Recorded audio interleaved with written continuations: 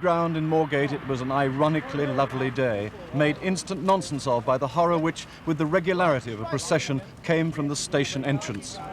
The rescue workers toiled, working in half-hour shifts, because that was all they could stand in the thin air and the thick dust. They brought up the lucky ones, and you can call them that.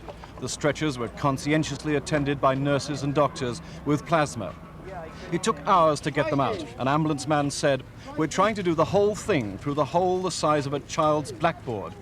It was 6 hours before they reached the front coach. The cries of the injured were silent by then. All you heard was the rescuers' cry of "Hacksaw blade, hacksaw blade." There was no room to use anything larger.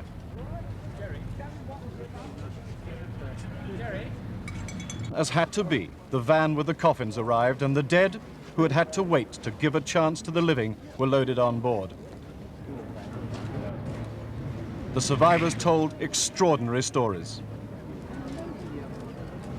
Well, it was The response of the public was quite remarkable. Queues at a local blood donors centre formed immediately. They waited even when told the centre had enough blood. To reach the front coach, and they had to cut through the roof and floors of the other two to do so. By the time the camera team was allowed down into the tunnel, there were no signs of the casualties or the two survivors who were at that stage still trapped in the front coach. Of the third coach, the other two coaches. Platform 9 was choked with helmeted firemen, policemen and ambulancemen. Doctors and nurses were also carrying out on-the-spot medical work on the platform.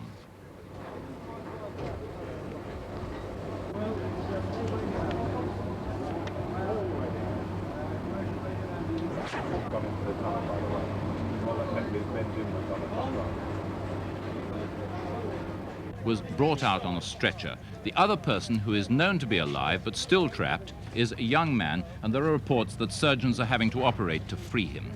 The policewoman who'd been trapped 12 hours in the wreckage was Margaret Lyles, who's 19, and joined